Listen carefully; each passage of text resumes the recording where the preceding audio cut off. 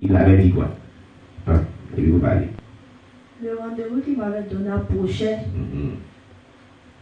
Et c'est son fils qui m'a appelé. Il dit, ah, comme mon papa travaillait sur ton sujet là, une personne est venue lui dire, ne la touche pas. Que celle-là, elle est pour moi. Très bien. Le marabout était en train de faire ses pratiques démoniaques parce qu'elle voulait avoir beaucoup d'argent. Elle dit, elle veut quitter de la pauvreté. Elle est prête pour tout. Son témoignage encore sur YouTube. Elle est prête sur notre chaîne YouTube. C'était un dimanche. Elle dit, elle est prête. Mais c'est pour vendre son âme, mais elle est prête. Pour avoir l'argent. D'abord, son camarade lui dit, c'est qu'elle qui dit là, c'est fort. Hein? Elle dit, elle s'en fout. Pour lui, qu'elle est quitte de la pauvreté.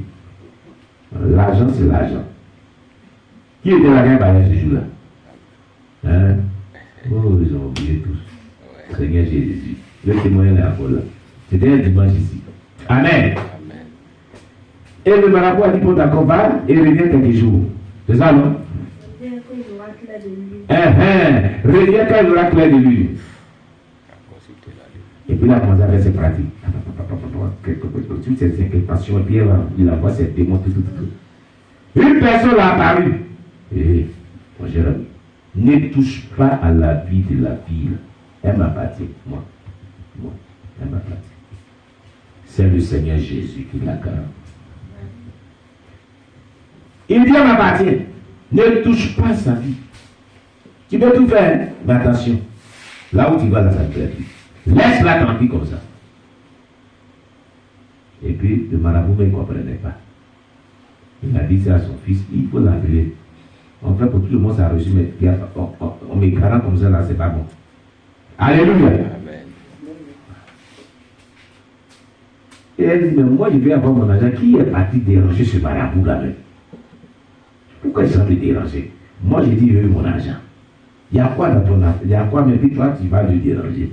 Et si c'est ton affaire, elle avait dit ça ici. Alléluia. C'est le Seigneur. Amen. Amen.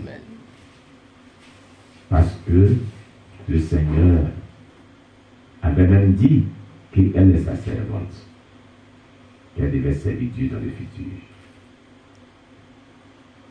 Alléluia. Amen. Donc, c'était comme cela. Un bref rappel dans ce passage, dans ce passé par rapport à son témoignage. Mais comme elle